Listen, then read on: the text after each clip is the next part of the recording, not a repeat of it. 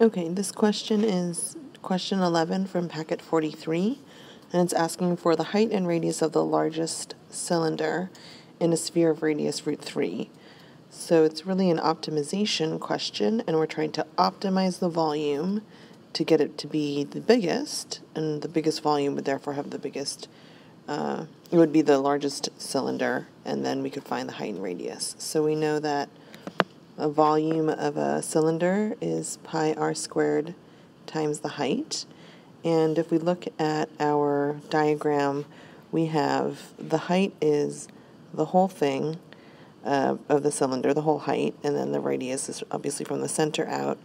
And really there's a right triangle being created where the hypotenuse is root 3, one leg is r, and one leg is actually half of the variable h. So we can easily create a relationship that is basically right triangle Pythagorean relationship where r squared plus 1/2 h squared equals root 3 squared. And we know that because this is an optimization question, we're looking for a maximum volume. So the goal is to take the derivative and look for when the volume is changing from increasing to decreasing, and that would give us a maximum.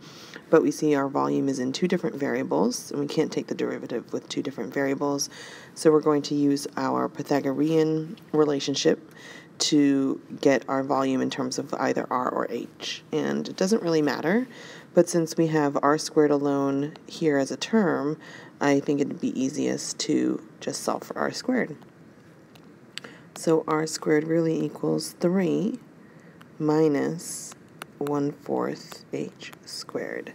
So that's going to get substituted right in here. So we'll have a new volume equation. V equals pi times our new r squared, 3 minus 1/4 h squared, times h.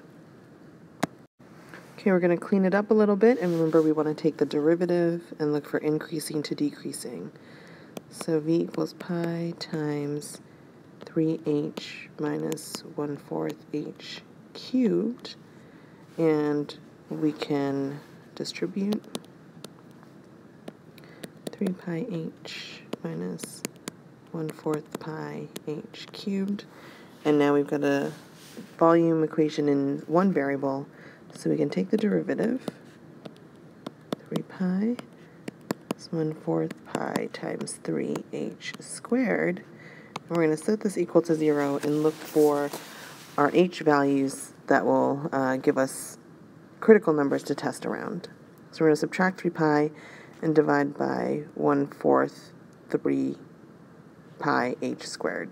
So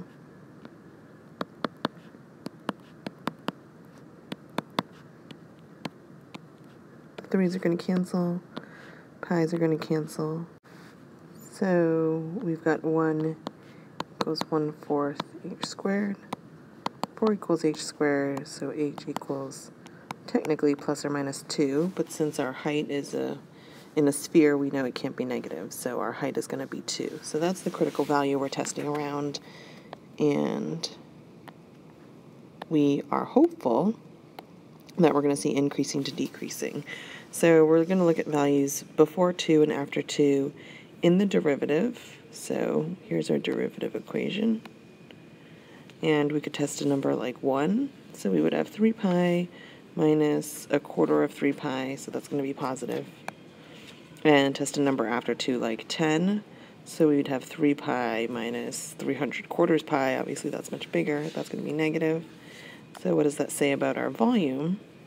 It says our volume is going from increasing to decreasing, which indicates that 2, which again is a height, gives us the maximum volume.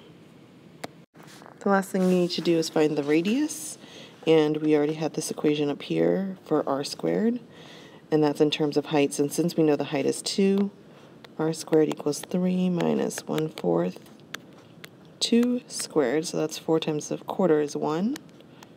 So r squared equals 2. So r has to equal root 2. And again, normally there'd be a plus or minus, but since this radius is part of a cylinder, it's just positive root 2.